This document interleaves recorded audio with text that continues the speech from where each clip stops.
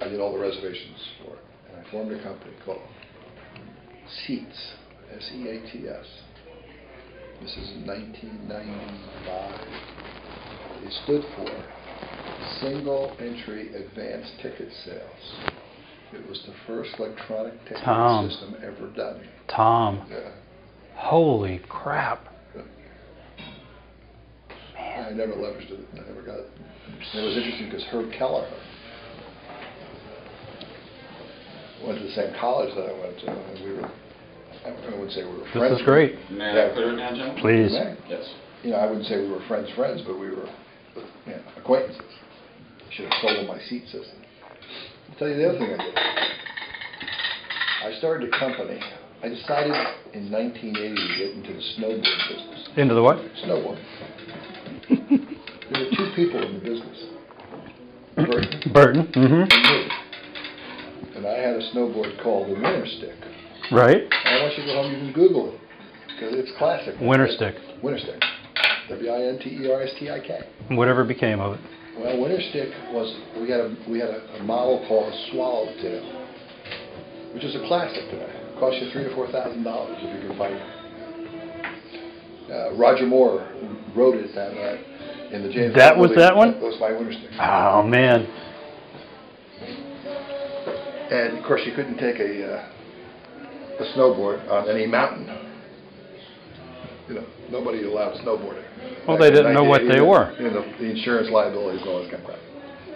So I started to lose heart. And then Johnny Walker offered a $250,000 prize for anybody who could break 30 knots on a windsurfer. Christ. I said, well, that's kind of fucking cool. So we developed a carbon fiber based mast for windsurfing, which, because of my military experience, was an airfoil. At the time, all windsurfers had round tubes. Mm-hmm. And we created this windfoil out of carbon fiber. It was 17 feet tall. And we had it, and we broke 30 knots. I made $250,000. It cost me $500,000 a duck. But we broke 30 knots. Mm-hmm. Neil Pride North saw our technology. Who did? Neil Pride, North Sales. Right. The major Yeah. guys. Yeah. They saw the technology that we did with the mast, which was an airfoil, and then they applied it to the whole They sail glommed onto and it. created our ARFs, almost rigid foils. They glommed onto I sold it. 6 masts. 6. And here it is. What? Now I'm really pissed. Yeah. But I have all this carbon fiber technology. We designed the Trek bike. We make the Trek bike that Lance Armstrong wins the Tour de France with. I owned that for 5 years. We made all the ski poles for Peekaboo Street and all the Olympic ski poles and stuff. Right. I mean, I can show you all this shit. And over time, my partner, I got sick and everything, and I got whittled down. You know, at one point in time, I had a big percentage. I got whittled down to 15%. Now we make stuff for the B-17 stealth bombers. We're in Salt Lake City. We're one of the top 10 places to work in Utah. Company's doing quite well. My partner, of course, is raking in the cash because he built the building, then he leased the building. Yeah. He's got it from all ends. Right. So I'm saying, his name is Dimitri. I said, Dimitri, you got to fucking buy me out, man. Buy me out.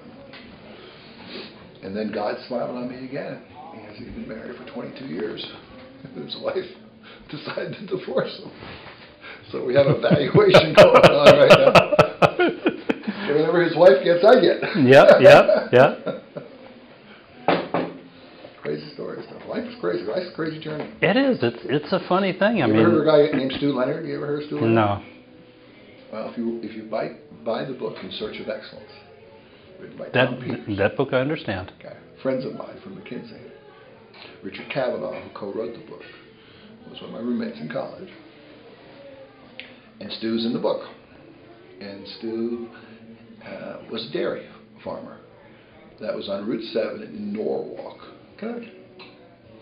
And the state decided that they needed Route 7 to be a major north-south highway. So they came in and bought his land. and he went into the grocery business on Westport Avenue. Why the grocery business? Because that's what he wanted to do next. Okay. He bought a piece of property on Westport Avenue in Westport, Connecticut. And the woman who owned the land, she had owned the land forever and ever and ever. Yeah. And she had animals. She had what? Animals. And it's a prime piece of property, and everybody was trying to buy it. Right. And he said, I'll take care of your animals. So he sold him the property. He created a petting zoo. Mm-hmm. Became fabulous and successful. It has the highest sales per square foot of any store in the country. You come in the front door and you have to go through a maze. Only carries 500 stuff. That's how I met Frank Perdue and all these guys.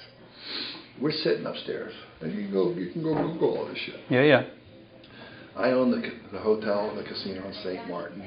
He buys the top of what's called Mount Rouge in French St. Martin. Cuts the top off, builds this big house on top of it. I have a house. I'm on the halfway up. Right. He's all the way up. Yeah. I sold my house to Charlie Wang, who was Computer Associates. Sure. Okay?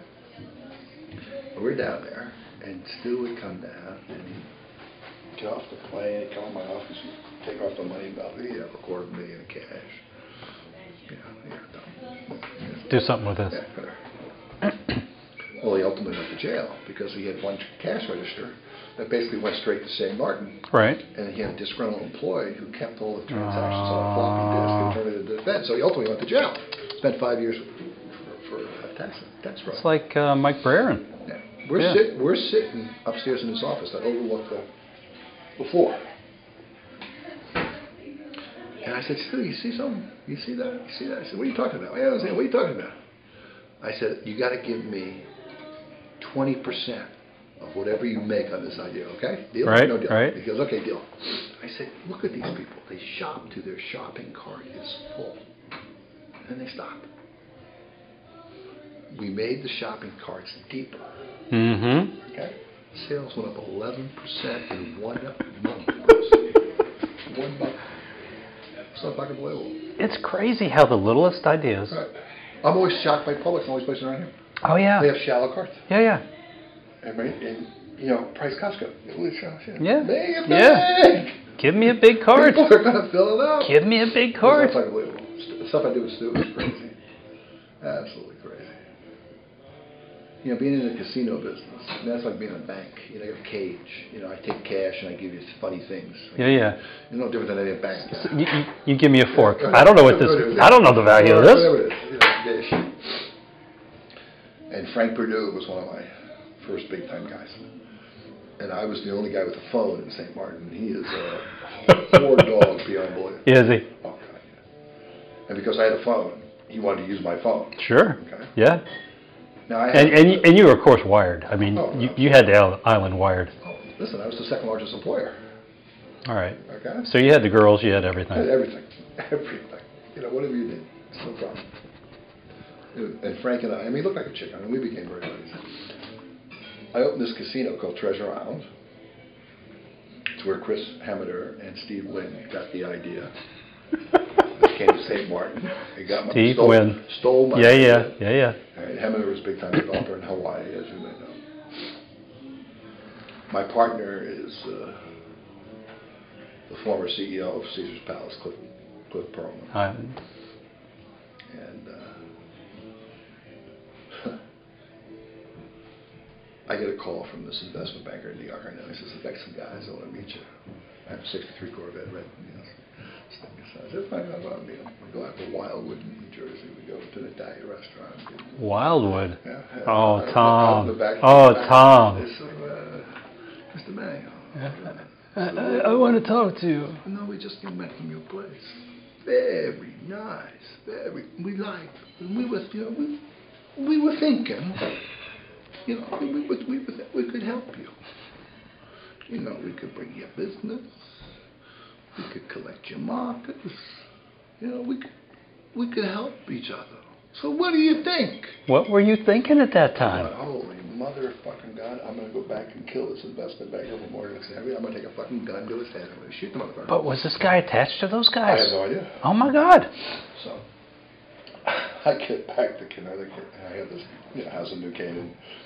My next door neighbor is the Watson family. Yeah, yeah. My next door neighbor is the CEO of Time Life. You know, I got this incredible spread. And I told my then wife, I said, "Motherfucker, you ain't gonna believe this shit." Listen to what just happened to me. And I said, "Oh shit, man." So. Christ, Tom, what do you do? I called Frank. The investment banker? Frank Purdue. Oh, Purdue. Okay. Frank, I got a little problem. I need your advice. About 3 weeks later, he says, "Call me up. I want you to meet me at 107 West 45th Street." Absolutely, Frank. I go over to 107 West 45th Street to the motherfucking guy. Big motherfucker at the door. No next. Big guy. No next. And I said, I think I'm in the right place. I'm supposed to meet Mr. Purdue. Doors open, escorted up. There's Frank Purdue. Frank says, "I'd like you to meet my friend, Tommy Gambino." Tommy who? Gambino. Oh, shit. I'm there by the balls. So I didn't. Oh, yeah, yeah. Mr. Gambino, I said, and Frank's sitting there, he's laying, I'm sitting there. He says, Tommy. And you knew who Gambino was at that time. There's no question about it. Yeah, yeah. I'm going, holy shit. What year was this? This is 87, maybe 86. And Purdue says to Tommy, he says, Tom, Manuel is a good friend of mine, Tommy, good friend of mine. And he got himself into a little predicament. And I was kind of hoping because of our relationship, maybe you'd help him out. Mr. Gambino says, so tell me, Frank, what's the problem? Some guys in New Jersey. And he listens, doesn't say much. He says, well, let's see what I can do. A week later, Frank calls me back. He says, you got to come back to New York. You got to come back to New York? Yeah, I go back to New York. Right. Well, I live in Connecticut, so it's no fucking difference. Yeah. So we end up, I go back, we're there again. And he says, Frank, because of the relationship that you and I have, I've taken care of this problem in New Jersey for Mr. Manuel. And I just want you to know, Mr. Manuel, this will no longer be a problem. Thank you, Mr. Gambino. We got the fuck out of there. You hauled ass. You flew. Oh, it was unbelievable. Crap, Tom. Oh, listen, you have no idea, Bruce. I'm sitting there. I'm winning cash huge. I'm sorry, you're doing cash huge from the casino.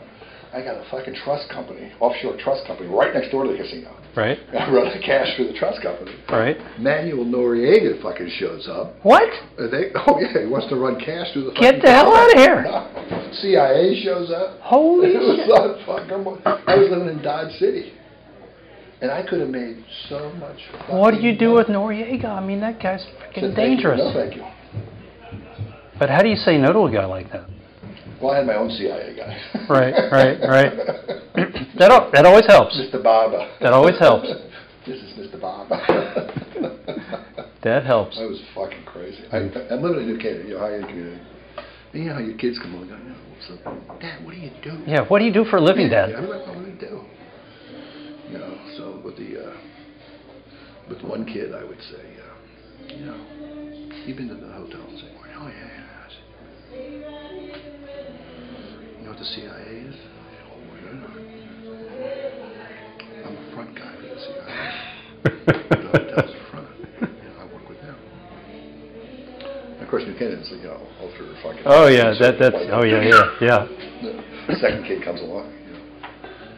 Dad, what do you do? I said, remember when we used to go down to the airport and we buy the coffee from Colombia? We wait around for a while and we buy the coffee. I said, remember I used to pay like 5 cents a pound? He said, yeah. I said, well, there were drugs in that coffee. So, Mom, a drug dealer. Third kid comes along. I said, have you ever heard of houses of ill repute? And I walked through this fucking town. I mean, I owned 30 acres. Yeah. My next door neighbor was, as I said, Watson, former CEO of Times Life, Dick. Who's that guy? Oh yeah, David Letterman. And I got more than that at all. And it was so fucking funny. Me walking to town, like, who's this guy? They didn't know. They had no idea. They couldn't get a bead. It's fun. They couldn't get a bead. You gotta have fun. It makes it go around. Yeah, my kids. Otherwise, it gets boring. My kids are pissed that I sold all this stuff in the Caribbean. My then wife wanted to come. Oh, well, sure. My son said to me, I just talked to him. He lives in San Diego. I could have been in St. Martin right now, running that fucking casino. I could have been king. I could have been king. Listen, when I did my hotel in Providencia House in the Turks and Caicos, I was 60% of the gross national product of the entire country. Yeah. That would make sense. It was unbelievable. Hotel business is crazy business. It's crazy business. The guy who made me in the hotel business was Liberty Travel out of New York. A guy named Fred Kasner. Who? Fred Kasner. Came from Austria in 1947. He was an Austrian Jew. He bought a little place on Madison Avenue and 42nd Street in New York and started his travel business. He's a travel wholesaler. You know, Tom, many people liken travel agents to whores. And I must take exception on behalf of the whores. This guy was unbelievable. Excuse me. Get the New York Times today. Go to the travel section. Whole back page, Liberty Travel. To this day? To this day, 1947. Is he still alive? No, his daughter runs it. Yeah. I need you to marry my daughter. Should have. But, and he says he bought that back page, owned it forever. And he had all these offices. He had offices in Miami. Every place you've ever been, he's got Liberty Travel offices. If you're the manager, you keep all the profits. I don't care. You make all the money you make. You make all the money you want. I don't care. Make all the money you want. And he gets? Well, you have to prepay for your vacation. You want to go to St. Martin in February? You prepay. You give me the money now. Then he took all the money and put it in tax exempt. I mean, this is in the 80s, and he's got $1.2 billion, $1.5 billion in tax exempt. All he did was, he was Carl Malden. He played the flip. Yeah. That's all he played. Yeah. Paid no taxes. Yeah. His buddy Gil Hiroshi was his partner. He has this 200-fucking-foot yacht, and all this kind of shit. He gets his tits in a ringer in St. Martin. He was working with a guy named, who I used to call Connie Francis. Now, you may wonder why I call him Connie Francis. He was the former ambassador to the United States from Iran. And he was the person who got the Shah out of Iran. No shit. And Kissinger and Larry, Eagleburger. These are all my buddies. These are guys that I hung with all the time because they were with Connie Francis. And the guy's name was Who Sang I'm Sorry. And so I used to call him Connie Francis to humor myself. And he had no idea why. Because you couldn't. Why do you call me Connie Francis? Because I can't keep a straight face when I pronounce your name. Every time, I would be the Eagleburger. And I'd say, so, how's Connie doing? Well, Connie and who's saying I'm sorry? It's so funny. Connie Francis, of course. Kasner had sold a shitload of rooms at Mullet Bay in St. Martin. Right. And Connie Francis didn't have the rooms. And I had just finished 120 new rooms in my hotel, which was a condo hotel. I Right. Guys like Bob Sharp, former NASCAR. 11-time. His son Scott Sharp drives, in the Indianapolis 500 and all that stuff. And I sold it to, let's see, what's guy? Oh yeah, Billy Joel and Frank Perdue, and Stu Leonards, and I had a pretty interesting cast of characters. CEO of Charming Shop, David Wax, Vice Chair of Limited Stores, Marty Truss. I could Pritzky's a lawyer, Bert Cantor, the father. Yes. These are all my buddies. Yeah. These are all the guys I rode with. Okay? Cantor's fascinating. Bert's a very interesting guy. I like Bert. And so I go to Tenafly, New Jersey, which is the home of liberty. I'm going to meet Mr. Kastner. Mr. Kastner, I understand you have a problem, but I want you to know I'm here to solve your problem. I have 110 rooms I'm ready to bring online right next door to Mullet Bay.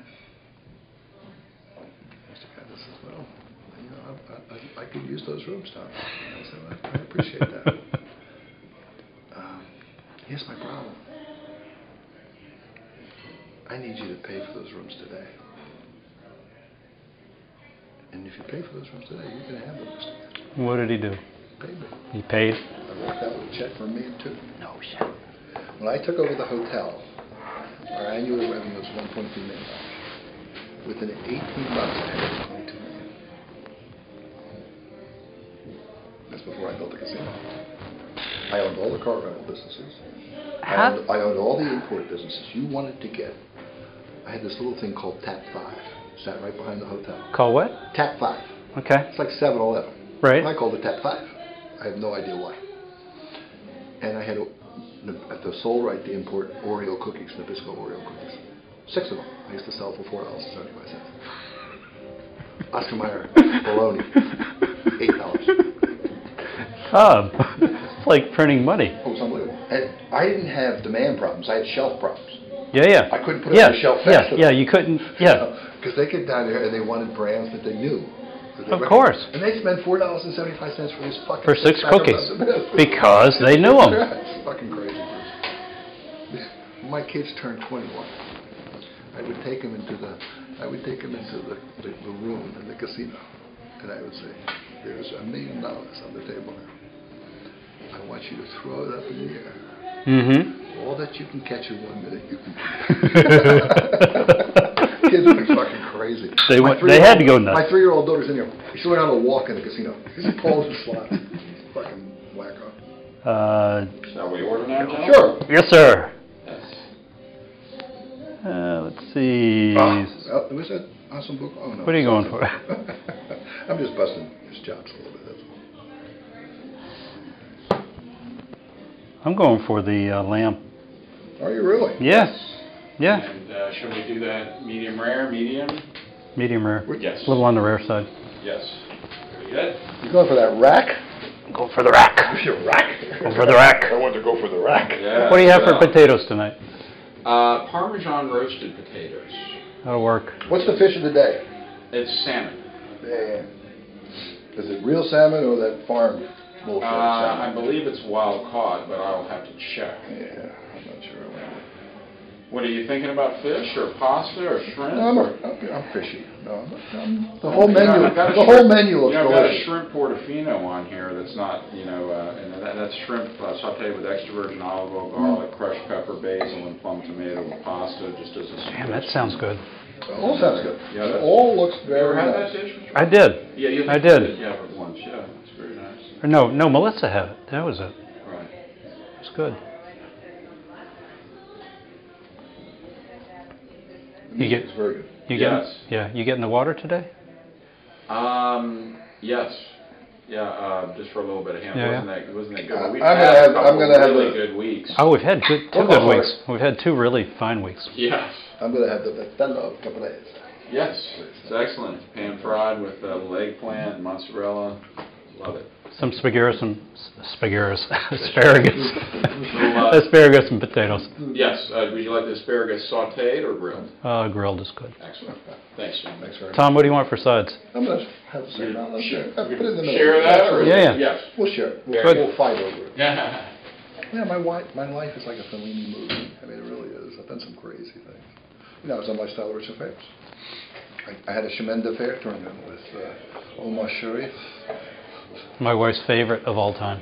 I have a picture of him kissing my daughter when she was a year old. My wife's favorite of all time. Absolutely. I picked them off the USS Norway when my boat was a Tullio Abate. You know, Oh, of course. I had my own Tullio Abate. Some of the greatest workmanship that exists today. Phenomenal. And I picked them off the USS Norway, brought them in the St. Martin. He had one suit. Penniless. Absolutely fucking penniless. Get out of here. Oh, he's a gambler beyond belief. He was on the USS Norway because he's playing bridge with the old fucking... Okay. He's a great bridge player, as you know. Oh, he's got a mind. And I had him host a chemin de fer tournament. It was unfucking unbelievable. Yeah, Harry Belafonte. I still have a marker for $35,000 from the fucker. From Belafonte? Yeah. is he still alive? I think so. He's a cocksucker. Is he? He's a cocksucker. Yeah, he's a cocksucker now. He's one of these black pigs. Phyllis George. All the time. My funniest night, George Carlin. Oh, what a trip. Oh, it's unbelievable. What a trip. I used to, on every Friday night at the casino, I would walk in at 9 o'clock at night in front of the casino, all dressed in white, and I had a table where you could play with the owner. Well, why all dressed in, so you can be seen? Absolutely. All right. And I deal 21. And we used to play with the owner night. And that's where I had Carl. That's just unbelievable. Yeah, yeah. And we played for 3 hours. I deal for 3 hours. And if you were a very pretty woman, you were going to hit 27, that's a winner. And then my pit boss would come over. His name was Monday Campo. His name was what? Monday Campo. Monday Campo. Monday Campo. He'd say, no, no, no, no! And he'd pull the chips back. And I'd go like this. And everybody would go like this. And I had hired an artist from Genoa, Italy. Right. And we had a railing around the whole top of the casino. And I would take your picture, and I'd put your picture on the body, looking at the railing and pointing, and all these 18th century stuff. All my kids were up there. And I'd go like this. And I'd say, who's that? And he said, that's the owner. And I said, who's this? He goes, that's the owner. I said, that's a winner. we did these little routines. Yeah, the deck would be done, and I'd say, do you want to play anymore? And Carlin was unbelievable. I said, you want to play anymore? He says, yeah. I said, well, shuffle the fucking cards. They're shuffling cards. Yeah. Get to touch the cards, you know. That was unbelievable. Funny as hell. People I had in that casino.